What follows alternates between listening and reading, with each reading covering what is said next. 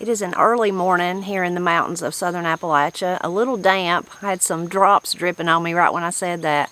And foggy this morning because of the rain that we had yesterday.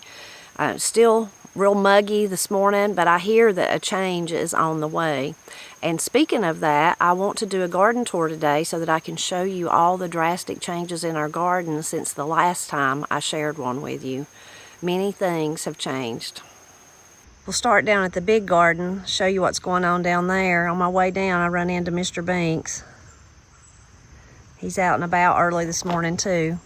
So even from here, you can see the big garden, and if you remember, you can see there's been some changes. Part of it's already been plowed up.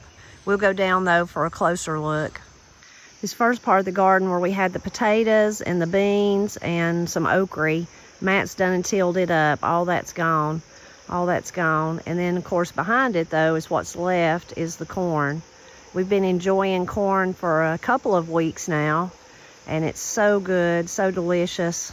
And we're really pleased that we did those two different plantings of it, because of course it's going to extend our season for fresh corn. So that's been something I guess that we'll try to do again next year. We tried it once before and it just didn't really work out, but maybe that was just a bad year for corn. That's been many years ago now too, back when Daddy was still alive. So that was something we did this year that was new, that really worked.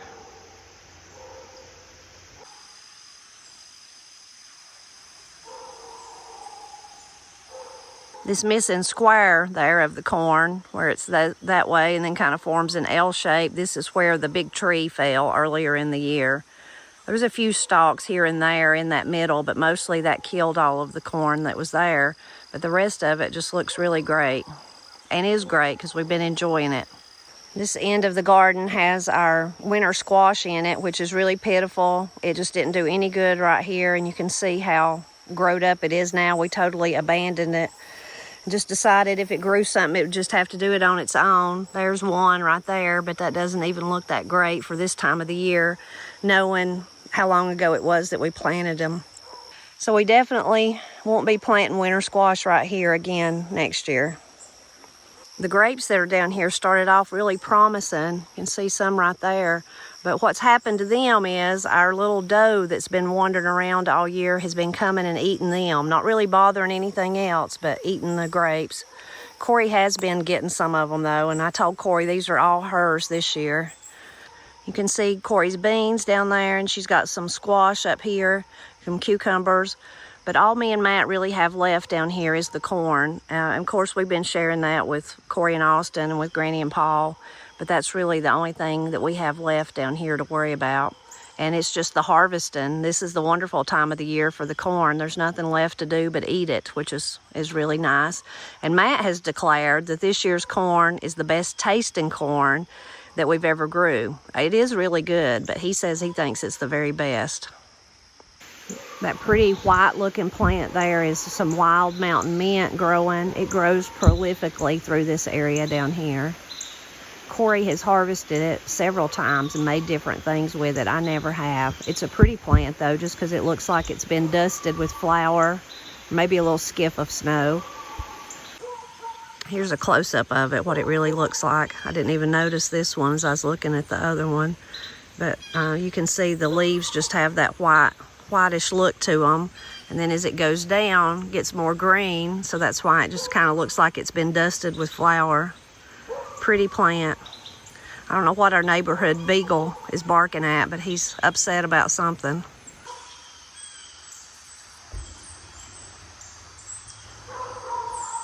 This is one of our garlic beds.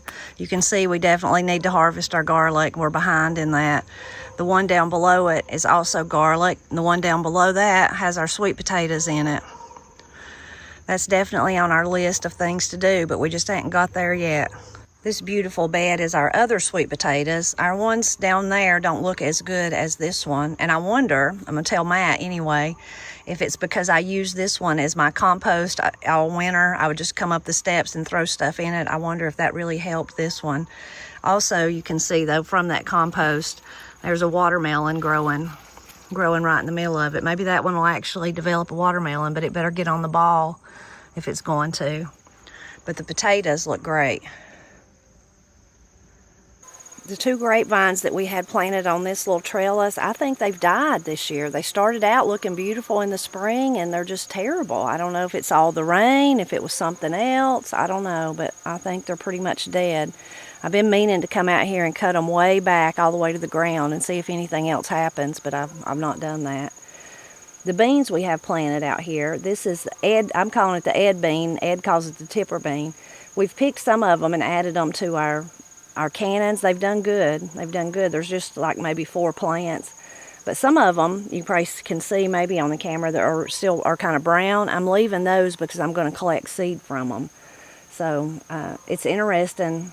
I had a white bean I sent to Ed. He grew it and it was a brown bean. And then he sent it back to me to see if it would be like that for me. And it's so far I've only seen white beans. Maybe there'll be a brown one in there. But they've produced really, really well to be so few beans. But I'm going to save those that are dried there and keep the seed from them. We also have a giant ground cherry in there that's fell over, and then a volunteer tomato. I was hoping that tomato would come back. It volunteered there last year, and it was so prolific. It was a yellow tomato, probably a sun gold, and so I thought, I hope that happens again this year, and it did, and it's been just as prolific this year. This year it's kind of out more into the cattle panel. Last year it was all the way on the end. Next year, if it reseeds itself, I may try to keep it relegated to there because it's easier to attach it, and it's not in the way of the beans so much. So this area is the perfect example of the life of a gardener. You have those wonderful bounty of the beans, and, you know, surprise of the volunteer tomato, and even the ground cherry, if you want to count it. And then on this end, death and destruction with the grapevines that are just terrible. Now below the grapevines, I've got some onions planted, tom onions, and they're doing good. But the grapevines are just, I don't know. I hope they're not truly dead. Maybe something just attacked them this year, and if I cut them back, they'll do better next year. Maybe. I hope so. These are the last 2 raised beds that we have on the bank. There's a lot of bounty going on in this one. And I see there's been someone snacking on it too. Can you see down there? See that one right there? It's been bit off. It's a deer eating my peas. Front still looks good. I guess it's hiding back in there. But the peas have reached up to the top of the cattle panel and kind of folded over, except those where they've been eating them. Anyway, these are the peas that our friend Robert Ritchie shared with us. None of them's ripe yet, but I can't wait to try them. Got some peppers down in here, need to be harvested. Those are shishitos. They're a sweet pepper. More of the peas over here. Up here. That one's trying to find somewhere to climb onto. More peppers hiding down in here. That's a habanada, a sweet one again.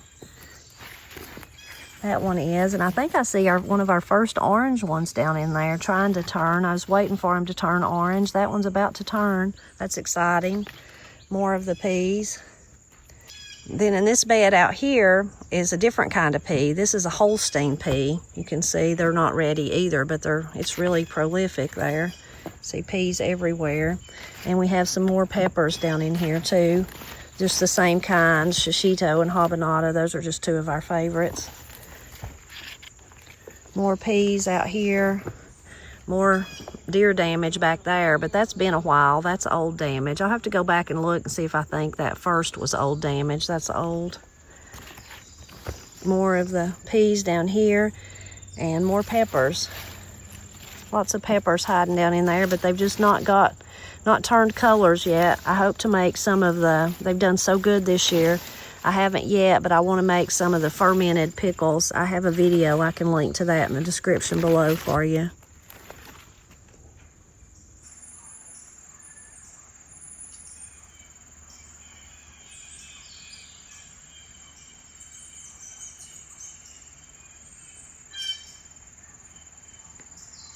This back part of the garden, lots of changes back here too, and it kind of encapsulates, if you think about the end of July, 1st of August, you know, that little time space there of things that happen in the garden.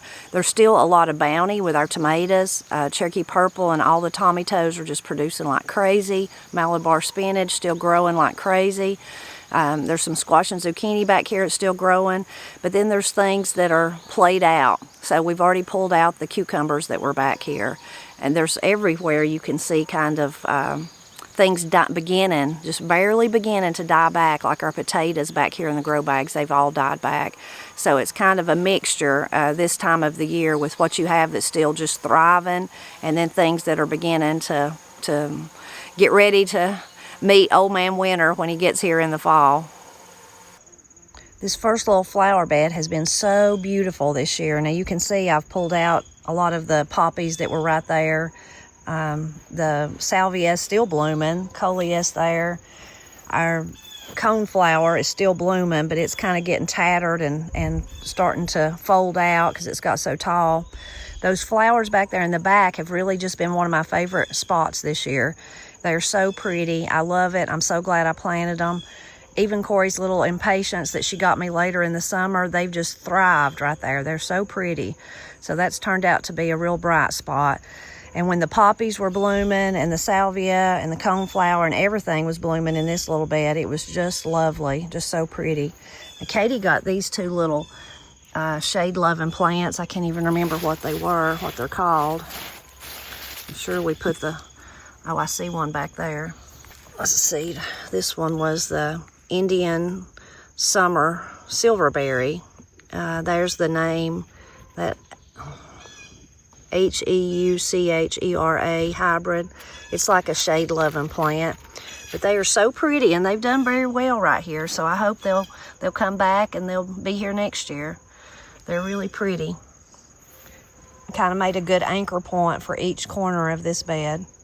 Our sunflowers are still going strong. You can see some down there, but they're beginning to lose out too. There's a few though on the lower ones that are still really pretty and still blooming there. I probably shouldn't have let these grow in this bed because they shaded out everything else, but they have been beautiful. Our herb bed has been really nice this year, really lush. It usually is. The dahlias that I planted have been beautiful. Can't resist deadheading a few of them while I'm here. But planting them in this big pot, I just loved them this year. So I know I'll do that again next year. Really pretty. Got a coneflower in there. I had a red one. I was hoping this would be the red one, but it's not. It's the same color. Lots of herbs. The hyssop back here has just been, like usual, since we've been growing it, a bee attractor. You can see there's some bees this morning on it. It's a really beautiful plant, but even it's beginning to look kind of ratty around the edges. You can see lots of changes in this area. The last time I showed you, it was all lush and beautiful, and now we've pulled out the cucumbers. I cut back those tomatoes really, really hard, hoping that they would spruce back out, but you can tell on the grass where the grass is dead. That's how far they were falling out. I shouldn't have let that many grow. Volunteer winter squash is beginning to turn. Some of them are. You can see there, that one. This one really has there. I'm still not exactly sure what it is, but I'm going to harvest all of them and we'll find out. You can see some over in there. That one's beginning to turn down there. The flowers in front of the greenhouse have been pretty this year, but somehow I don't hardly think they've been as pretty as usual, but they are pretty. I can see a wild apricot has grown up inside the plastic over there. I need to get on that and pull that out. The begonias on this side have been real pretty. There's some pretty candy tuft. Look at that, pretty. Here's the two giant zucchini and squash back here in the back that I planted and said I told Granny it was too early, I wasn't going to plant them, but I did. And I even planted them in these grow bags, which I'd never done before. They have just been phenomenal. They've just been so good. We've got so many zucchini and so many squash off of these plants. There's probably like maybe 2 zucchini or maybe 2 squash and 3 zucchini right here growing all together. But they have just been so prolific. So maybe I should do that every year. This beautiful mess of ferny-like things. This is our asparagus. That's what happens to asparagus after after the spring flush of getting to eat it. Then this is its growth habit for the rest of the season. And then it also will produce seeds. I don't see any seeds on this one. Maybe I can find one to show you.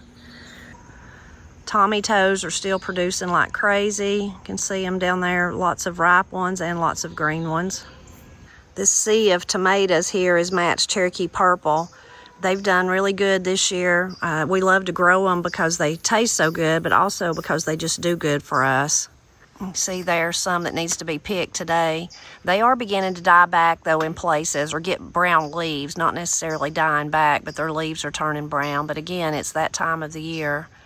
I've been keeping an eye on my elderberries. Look at that. Those look like they might be ripe. I'm going to taste one of them here and see.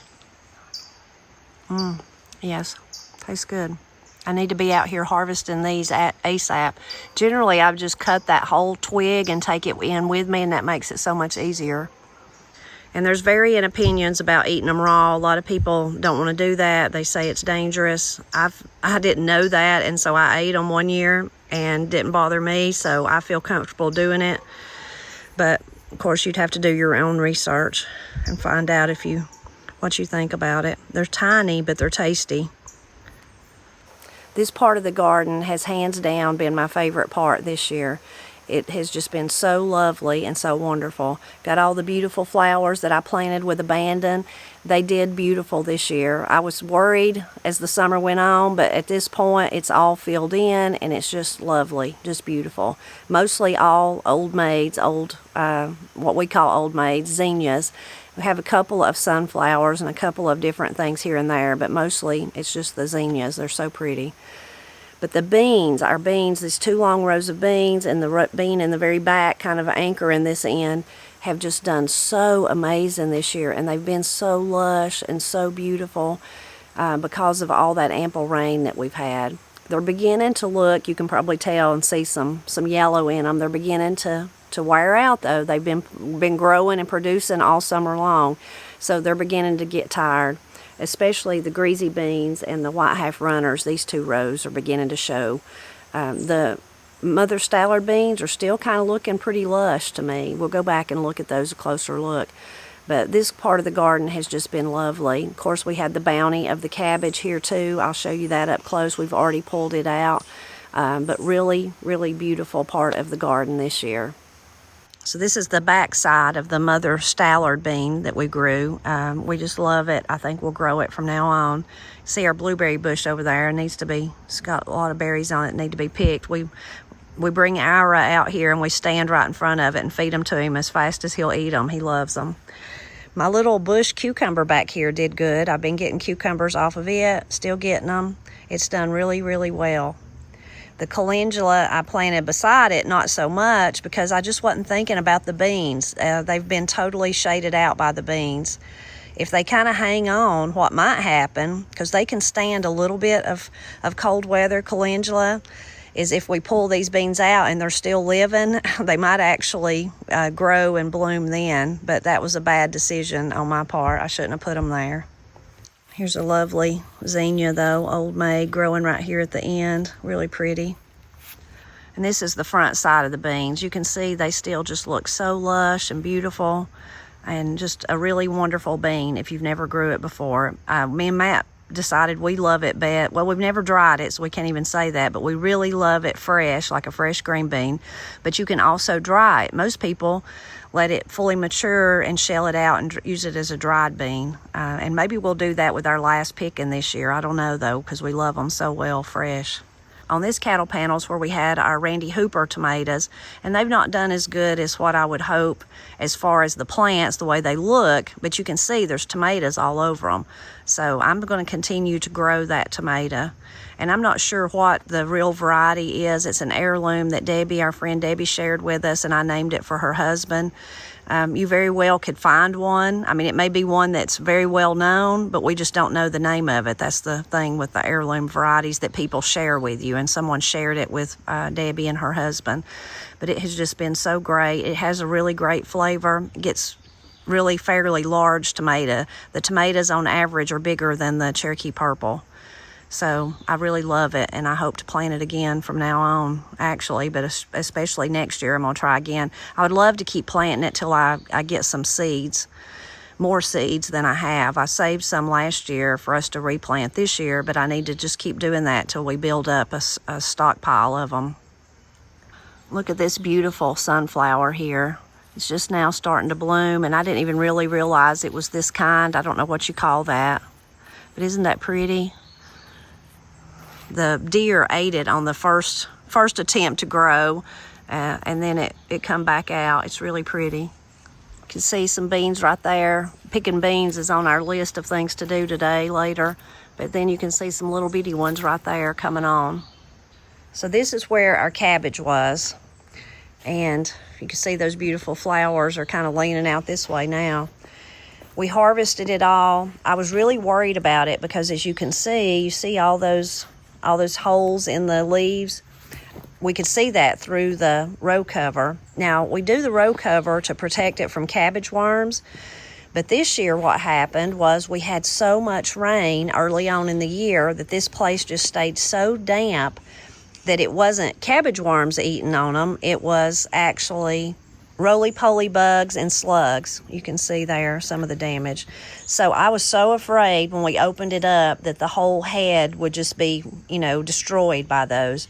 But thankfully, what happened is they just ate on all these outer leaves, and the actual head of the cabbage was still good. So we still managed to have a really good cabbage harvest. So I was so thankful for that. But that's a major change. All that, bounty that was growing there is now gone. We need to pull that up and pull up the fabric there that we used. And Matt wants to till this part up as soon as he can, but we hadn't got that done yet. Now this part of the garden is kind of strange. So I just showed you how the cabbage is over. The beans are kind of starting to turn yellow on the bottoms, starting to play out because they've done so much work for us this year. And then you look at this part. Look at it. Beautiful green, lush, wonderful. Why this looks like this is because we planted this part way later. This was where we had a lot of our spring stuff, which just did not do good for us this year, just did not do that well. We finally pulled it all out, and again, I made the mistake of I planted 2 pumpkins. I just planted 2, the sugar pumpkins, and they're doing good, you can see here. But I planted them, and then right beside it, I planted some Mississippi pink eye. So it's just become a tanglement, as Daddy would say. But it is very beautiful, and I know that it's going to produce some good food for us, so I'm thankful for that. Got some basil back there in the back, some gladolias blooming, and of course the wild phlox. You can see the peas there. There's some smaller ones. They're not ready yet, and then you can see some blooms. And I've really not looked down in there very deeply to see if there's any pumpkins, but hopefully there is, because those 2 plants have traveled all around and all the way back in the back, so hopefully there is. Some more pretty old maids.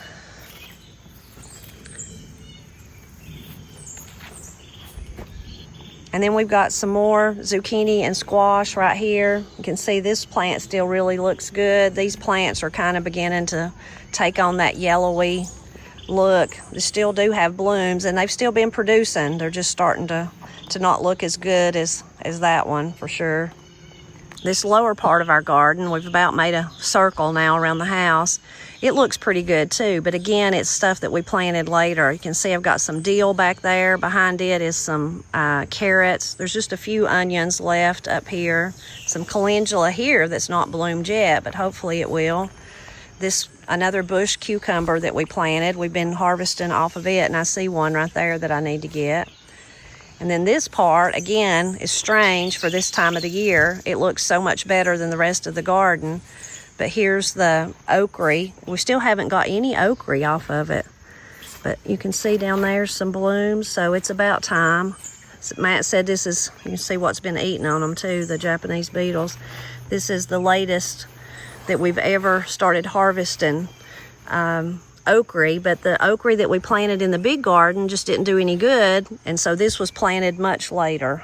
But it looks beautiful, other than the Japanese beetle damage.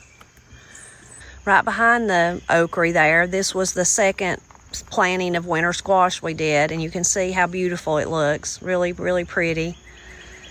Growing all the way back through there, and it's amazing, depending on where you plant things, how much better they can do. So you can see this was planted probably a month, maybe even longer than that, after the winter squash in the big garden. That was just a very, very poor place to plant them.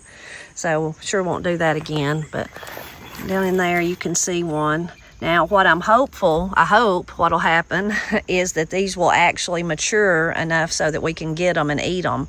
Winter squash take a long time, and, you know, hopefully the plant will stay healthy and they'll be able to have enough sunshine and warmth to actually get all the way to harvest, which we've still got, you know, August and September, but I know that things here on the north side of the mountain start petering out, so I'm hopeful, but it's still chancy whether or not we'll get winter squash from this, even though they look beautiful.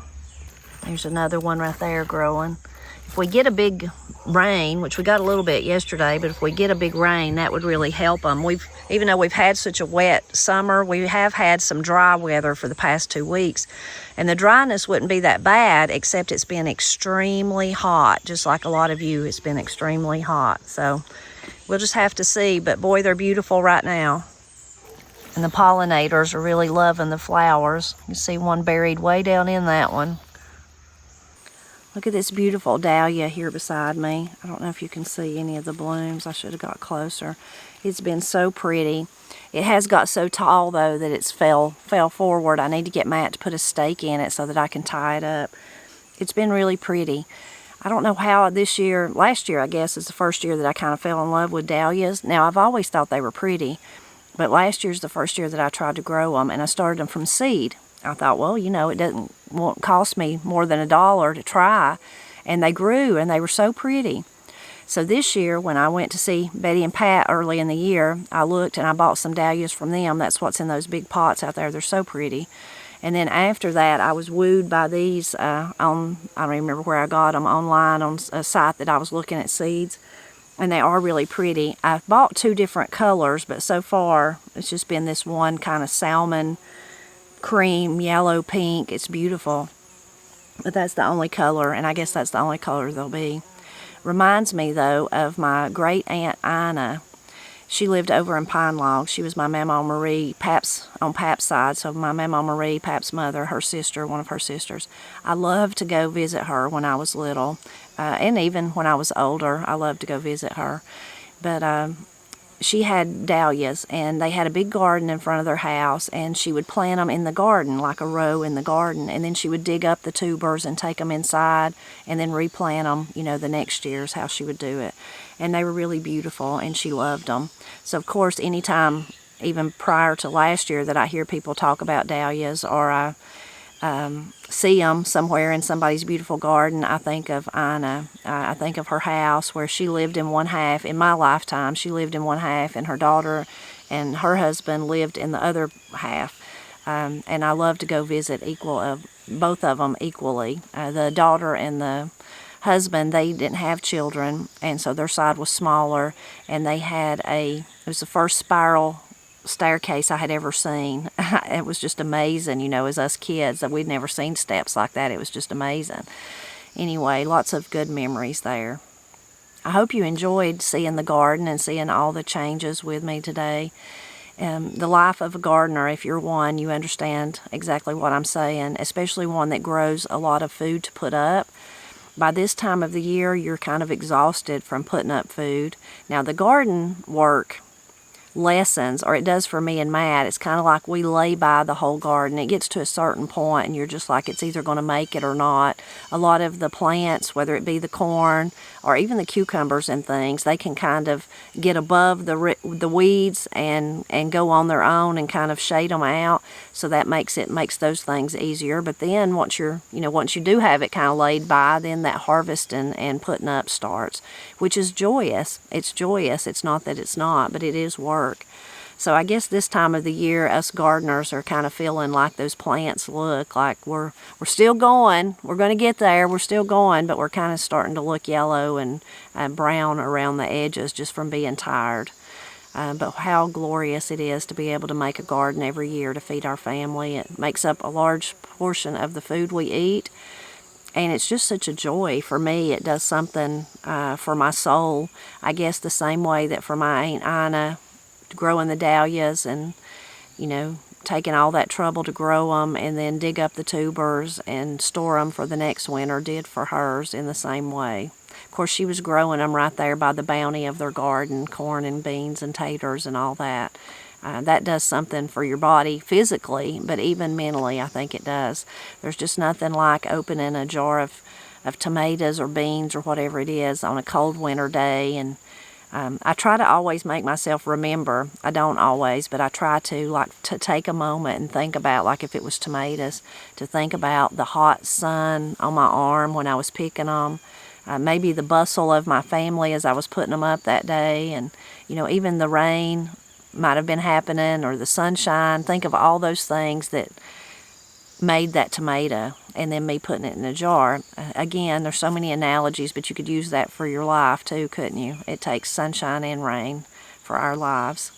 So I really hope you enjoyed this garden tour. I'm always glad when you stop by to help me celebrate Appalachia, and I hope you'll just keep doing that.